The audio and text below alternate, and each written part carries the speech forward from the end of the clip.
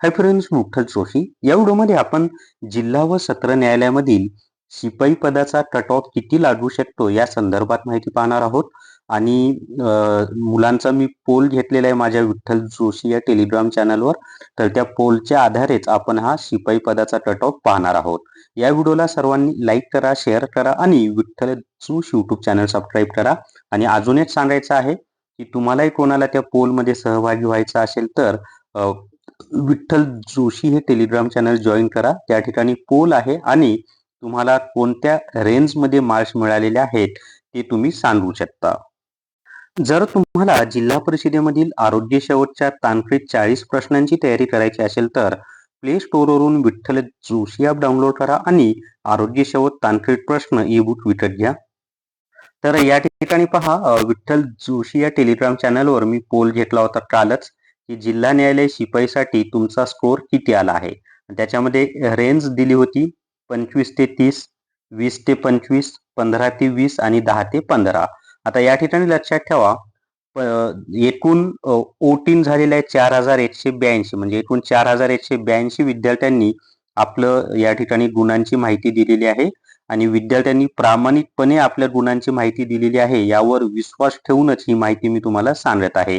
आपल्याकडे भात म्हणजे शीतावरून भाताची परीक्षा अशी एक म्हण आहे पहा. म्हणजे भात शिजला की नाही हे पाहण्यासाठी शीत तपासलं जातं. तसं विद्यार्थी खूप आहेत फॉर्म भरणारे, पण 4182 विद्यार्थ्यांच्या वोटिंगच्या आधारे आपण एक अंदाज लावू शकतो.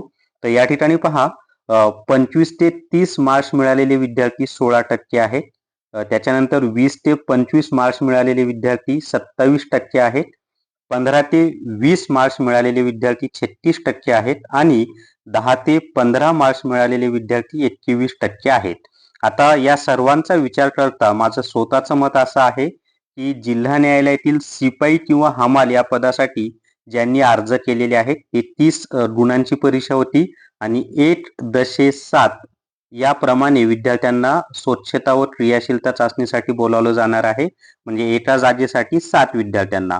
तर या सर्व गोष्टींचा विचार केला तर 30 पैकी 20 व त्यापेक्षा जास्त मार्क ज्या विद्यार्थ्यांना आहेत ना, ते सेफ झोनमध्ये आहेत. म्हणजे त्यांचं पुढील चाचणीसाठी सिलेक्शन होण्याचे चान्सेस जास्त आहेत. आणि 15 ते 20 या दरम्यान ज्या विद्यार्थ्यांना मार्क्स आहेत त्यांना 50% चान्स आहे. तसा चान्स कमीच आहे. त्यामुळं माझा अंदाज असा आहे की 30 पैकी 20 किंवा त्यापेक्षा जास्त गुण असलेले जे विद्यार्थी आहेत ते सेफ झोनमध्ये आहेत आणि 20च्या आसपासच जिल्हा व सत्र न्यायालयातील शिपाई या पदाचा कट ऑफ लागू शकतो असं माझं स्वतःचं मत आहे. आणि हे जे मुलांनी मार्क्स मिळालेले आहेत त्याच्या आधारे सुद्धा हेच सिद्ध होत आहे. तर हीच माहिती मला तुम्हाला द्यायची होती.